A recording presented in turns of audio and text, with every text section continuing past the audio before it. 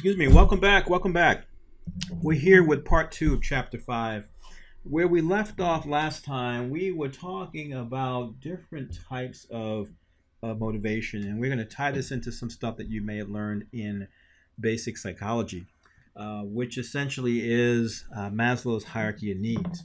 But essentially, to start out, a motive is a need that is sufficiently pressing to direct a person to seek satisfaction. In other words, when we feel like we're thirsty, we're motivated to go find something to quench that thirst, be it something free like a water fountain, or maybe just to go to the store and get a bottle of Gatorade. But oftentimes, we're not motivated to do something until that need actually comes up. And so a lot of the research that they've done in motivation has been more qualitative type of research that kind of looks at some hidden and subconscious motivations that people have that have an impact on their behaviors. Now, this may look familiar. This is Maslow's hierarchy of needs. And the takeaway I want you to have from this is that not all consumers have unmet needs in every single category. It really depends on the individual. It depends on where that person is in their life stage. Most of us have these physiological needs, thirst and hunger, but many of us aren't necessarily thinking intensively about how to satisfy that need based on some marketing objectives. In other words, when we're thirsty, many of us just go out and get a drink of water. But when it comes time to consume food, as an example, many of us look at some options which might mean we might decide to make our own food, or we might make some choices outside the home, be it a restaurant or fast food type of establishment. Also, too, you can find a product that provides a certain type of benefit, and the benefit may be different for different segments. So, for example, when someone decides to join a gym, for one person as part of maybe a segment of people who are overweight, and maybe it might be serious enough where it is life-threatening, for those people, it's satisfying a physiological need. For other people, it might satisfy a social need or a self-esteem need. So socially, maybe you want to interact in the environment of the health club, or maybe you might want to look better and feel better about yourself because you're trying to attract a mate for yourself. So you can have all sorts of needs, and for people who have unmet needs, it may be in a particular category. So if you are looking for social needs, we may have all sorts of products or services that can satisfy that. We may decide to join an online dating service. We may decide to go out to clubs or restaurants, finding ways to meet new people. Some of us may decide to go to church more regularly to meet someone. So these are evolving, and it's not a one-size-fits-all kind of situation. Now, one of the psychological factors is perception.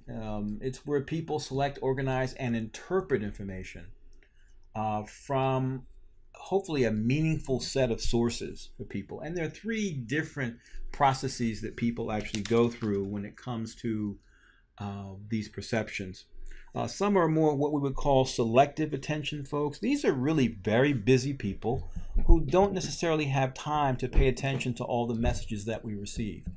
Some of us can flip through a magazine and not really pay attention to any of the ads, not overtly at least. Many of us will choose to avoid commercials when we watch TV. We may DVR it and fast forward it. Many of us, when we're online, especially those ads that pop up, we tend to ignore them. And so there's a certain type of person who might be in the mindset where they really don't want to seek out information. And even when information is put before them, they tend to have a tendency to ignore it, or we find a way to avoid messaging. Some of the folks in the next 2 categories, selective distortion and retention, usually those are people who have information about brands that they like, and they tend to have a distorted or biased positive view for those brands. So what they do is, in the distortion, the tendency is for people to interpret information in a way that will support what they already believe. In other words, even if it is negative, sometimes we'll make up excuses for why it's negative. So if we read a negative review for our favorite restaurant, we tend to put a positive spin on it. Oh, the person who wrote the review must have had a really off day. or maybe there was something wrong with them. And so we kind of put a positive spin even on negative information. Selective retention is a tendency to remember only the good stuff about your brand and forget the good points about the competing brands. And again, it's sort of trying to take information that you like about your brand, retain that, but in some ways to just block out what you see or hear is good about competing brands. Because if you don't do that, then you'd have to maybe adjust your evaluation of the brand that you prefer. Learning is another component in terms of how it might affect us psychologically. We all have different learning styles. And so when we think about what we learn, how we learn, we want to look at how our behavior changes or arises as we experience or we interact with a brand or messaging. And so one thing I want to point out real quickly, the difference between stimuli and cues. Generally, stimuli are going to be the more longer enduring stuff. So we're talking about commercials we might see on a television program. Cues are typically going to be sort of like these minor things. And minor, not to say that it's not important, but we may have some minor cues that we might see in a particular retail establishment. Maybe it's what's going on and how the garment is displayed. Maybe that's something that'll be a signal or a cue. The way it sits on a hanger might be of particular importance. Or maybe we're walking in the mall and we kind of smell that scent of a perfume, or we're smelling pizza at the food court, all triggering demands for hunger as an example. So again, these drives are going to be things that we're motivated, and it's going to be connected directly to the stimuli that we're actually going to see. And the ultimate goal is to see if we can actually get their response. Normally, drives are what we as consumers have before we go to the store generally. We have something that needs to be purchased specifically, and then we could walk into the store and we might find, or the mall, and find that there's some stimuli and some cues that may trigger a desire or motivation to buy a particular brand to satisfy that need. And hopefully the response is, oh, I really love the way that particular garment was displayed in the window at Macy's. Or I love the way the presentation for the food, the meal at the restaurant looked. And so hopefully the response will be, yes, I really loved that, and I tasted that particular meal and I loved it. And then hopefully there's some kind of reinforcement that would go on. And the reinforcement is actually usage and hopefully repeat reusage, or maybe that's redundant, but reusage of a particular product. So continue to come back to the restaurant, or buying another style of a particular designer. We're talking about garments. So overall, we're talking about hopefully getting people to continue to build some kind of loyalty where they're reinforcing by using the product the fact that they actually like it. But that's only going to happen if they generate some kind of response based on a drive that has gotten them to the store or to the mall, where they essentially see some cues that allow them to say, yeah, this is going to be something that will satisfy this need. Beliefs, on the other hand, are really things that people believe about a particular product or service that is created as a result of knowledge. And knowledge can come from reading and something we'd see visually, conversations that we had with individuals, conversations we've had online in online communities, or reading people's reviews of a product or service. And most of the time, it's going to be a combination of things that we ourselves interpret based on what we read. And sometimes it may be also sometimes the things that other people tell us about their opinions based on what they have read. And so, these things in terms of belief can change and fluctuate in a significant way depending upon how a particular individual is influenced by other people.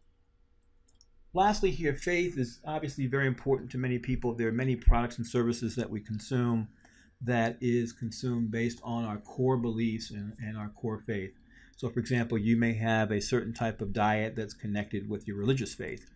And so your ability to choose a particular product, for example, on Easter, people purchase hams and other food to actually eat for that particular occasion, or it's associated with it, or people who choose not to eat certain types of food when they're fasting during the Easter Lent season.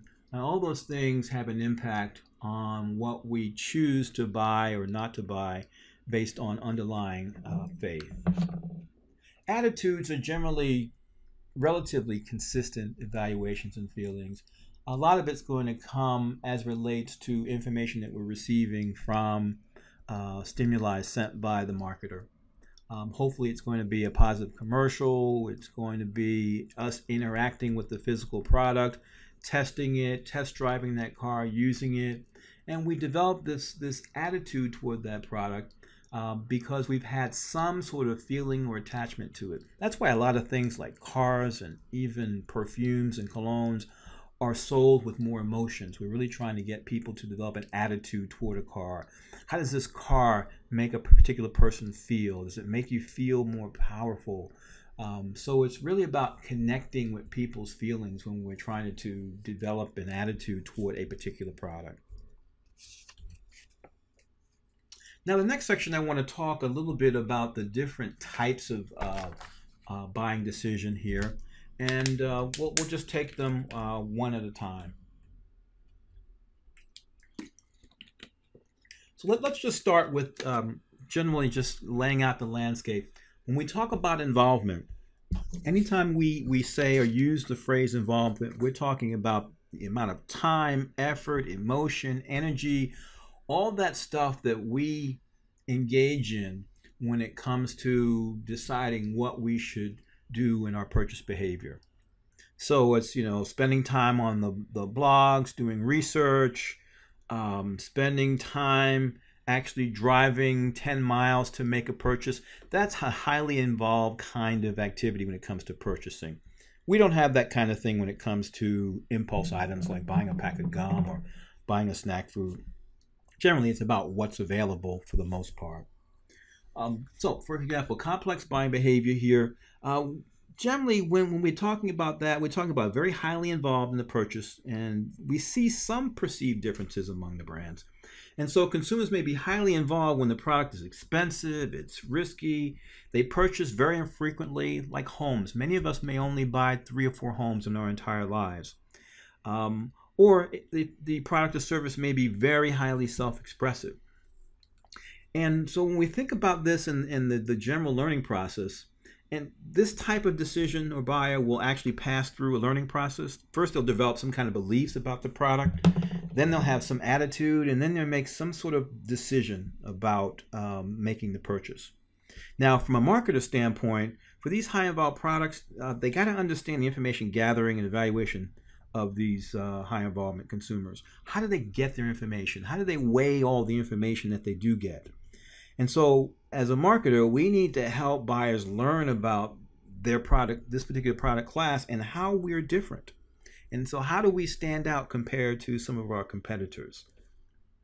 Now, the lower hand one on the left-hand side, this dissonance box, again, we're talking about the high involvement and significant differences between consumers is more of a complex kind of buy. Now, for those that are highly involved and we see few differences, so we're talking about when consumers are highly involved with this, these are infrequent kinds of purchases. Again, it could be risky, but they see little difference amongst the brands. So for example, when somebody decides to buy carpet, that might be a very highly involved decision for someone. But because of the category, there's not a whole lot that really distinguishes, even if we do a whole lot of research between carpet brand A and carpet brand B. So what we're really trying to do is we're really trying to see how we can, as a marketer, if they don't see any difference, how can we allow them to feel comfortable with buying our brand versus a consumer brand? So what we try to do is we try to do something that reduces this dissonance type of behavior, which essentially means that once we make a decision, we always start thinking, did I make the right decision? And so in that particular case, a lot of times it's after sales communication. calling people up and asking them what did they think about the install of their carpet. Are you having any problems in terms of how the carpet feels as far as the fit on the floor is concerned? It's really about engaging with them post-purchase to make them feel very comfortable, because if they're in this category of dissonance-producing buying behavior, they don't have a strong connection to a particular brand where they see a difference. So they need some kind of reinsurance that they haven't really made a terrible mistake.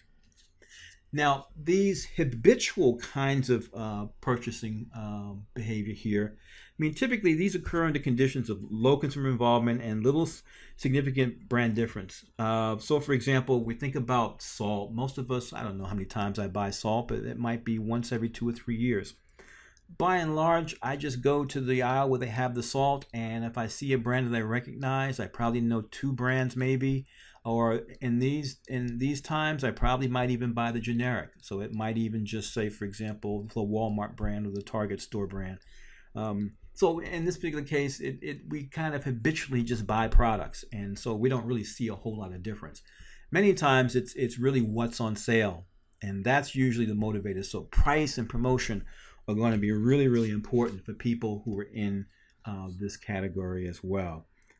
The only time you will get them to kind of, get up to this point where maybe there is some sort of variety.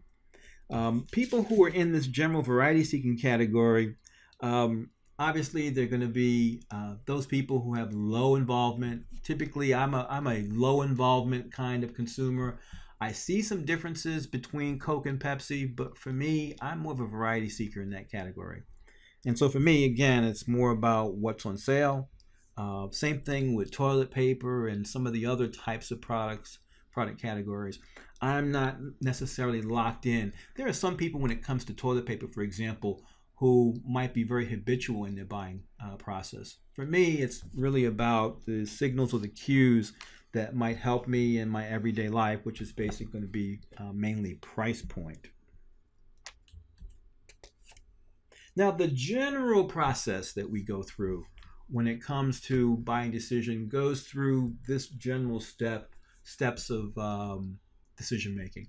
First thing we want to do is we want to see if we can have identification of what the need might be. We seek out information sources, and we'll take these one at a time. We evaluate some alternatives. We make a decision to buy or not to buy. And then post-purchase behavior, we go through this cognitive dissonance thing. Do we feel comfortable with our decision, or do we want to loop back and maybe see if we can find some other options? So let's just take these one at a time. Need recognition usually occurs when we recognize there's a problem or a need. And it's usually triggered by something internal to ourselves. So for example, we may feel thirsty, okay? Or somebody may say, oh, you've gained a lot of weight, and then we think we might need to actually go to a gym. So most of the recognition is going to come inward, or it's going to come from somewhere else. We tend to find out and seek out information from a variety of sources. In this day and age, there is no limitation on the amount of information that's available to us. Tons of information is out there. And so we look at all different sources. And so we look at as many sources as we feel comfortable with, and then we kind of weigh the information in terms of whether it's important or it is something that is reliable. Then we figure out what are my options that I can put into my consideration set. And a consideration set generally is the set of options that satisfy a need, and that might be the set of brands that I would consider to actually satisfy a particular need. So I have to come up with some kind of criteria to compare across all my options. So if I'm looking to buy an automobile, realistically, I'm probably looking at a car that's going to be well under $40,000 a year. Would I love to drive a Ferrari? Yes, but it's not in my real consideration set because I don't have the money to buy a Ferrari or a Lamborghini. And so for the ones that are truly in my consideration set, I have to look at what criteria I want to use to compare and contrast across all of them. Some of them may be objectively measurable, like miles per gallon potentially, horsepower. Some of them may be subjective, how cool I think it looks. Some of it might be perception of how high-tech it might be, what's the actual price. So I have to come up with a set of criteria that's relevant to me and apply it across all the different alternatives that I have. And then you have to make a decision. And then the decision could be just not to buy anything. You could just choose to take public transportation or walk, in the example I just gave. And so a lot of these purchase decisions to buy or not to buy, or to just stay on the sidelines, some of it may be based on your natural attitude toward some particular kind of brand. Or maybe there's a situation that kind of moved you in a direction to make that decision. So I remember about 10 years ago, I had to buy a car, but I wasn't in the market for a car until my current car broke down. And so when the car broke down, actually the air conditioning broke down, and I was living in Arizona. So that situational factor really just put the fact that I needed to have a new car at the forefront. So once you make the decision, most of us, we're going to go through some sort of post-purchase evaluation. So we compare it to what our expectations are. Do I like this car relative to what I expected? Do I like the gas mileage that I'm getting relative to what they sold me and what I believe to be the true gas mileage? And so once we see that it meets our expectations, then typically we're going to be content. But when we find out whatever the expectations are, if it doesn't meet that, then that's when we might go back and revisit and say, what are some other options I can use to satisfy this need? Now, for purchases like automobiles, we typically don't take a car back after 3 months and say, give me my money back. But by and large, when we're talking about making any kind of purchase, we're always going to evaluate it after we've done so relative to what the expectation is. And many times we also seek out information to confirm that we made a good choice. So we tend to start trying to look for those positive reviews online to see if we have other people who are positively impacted by the brand purchase that I actually made. And so this post-purchase decision making, again, it gets back to, are you satisfied? And if you are not satisfied, what do you do? If you're able to actually go back and put yourself back into the pool to see if you can find another brand or an option, you can do so. Many times with large purchases, we're kind of stuck for the duration of the purchase. If it's a lease, we're stuck through the duration of the lease. If it's a purchase, we have to figure out at what point can we trade in that car and not lose a whole lot of money on it. Now, we were previously talking about the decision-making process. We're really referring more so to existing products. Now we want to just kind of introduce and talk a little bit about how this process is a little bit different from something that's new, a new to the market kind of product.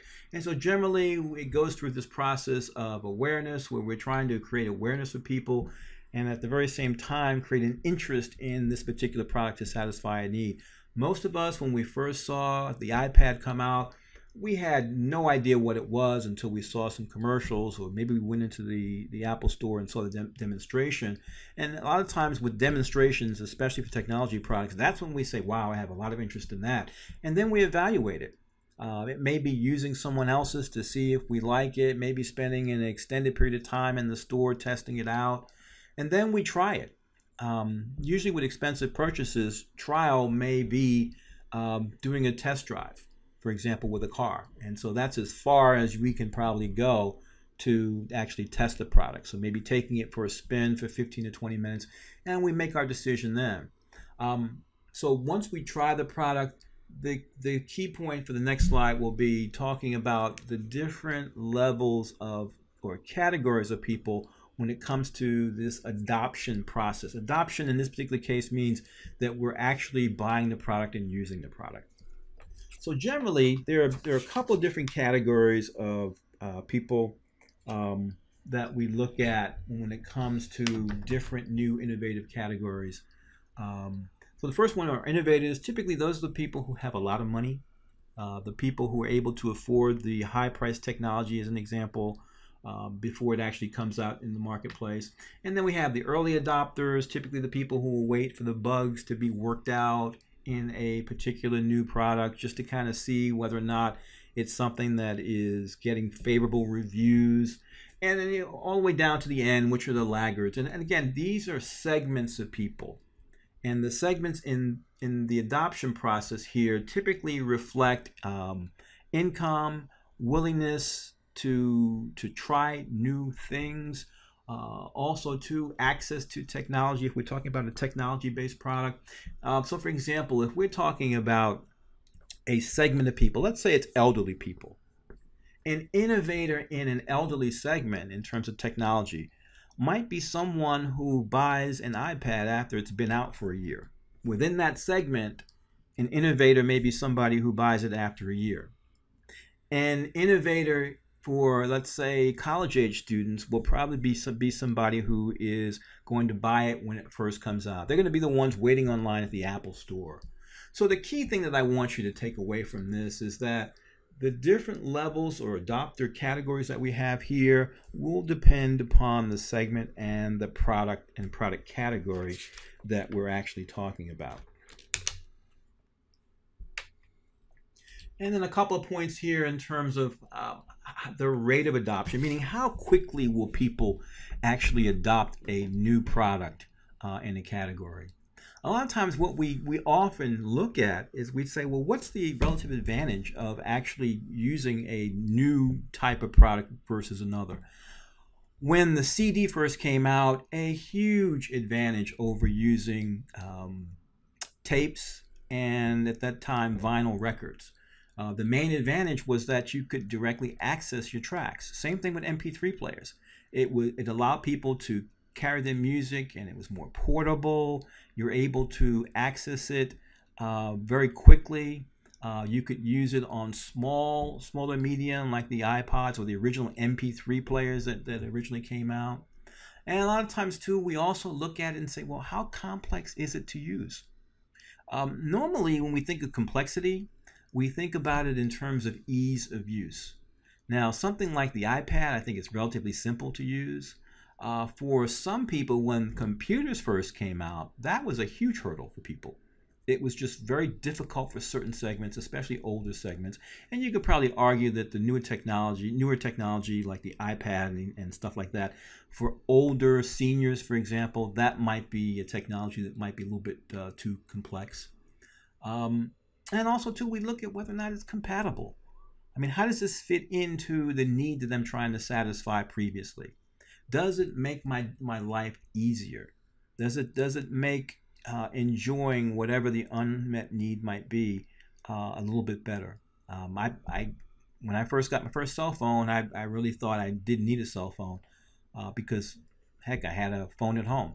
But now I can't live without it. And so that concludes chapter 5. So the next chapter that we're going to focus on, we'll kind of look at this buying behavior module, but from the standpoint of organizations as buyers rather than individual people as buyers. So anyway, so I'll catch you on the other side with chapter 6.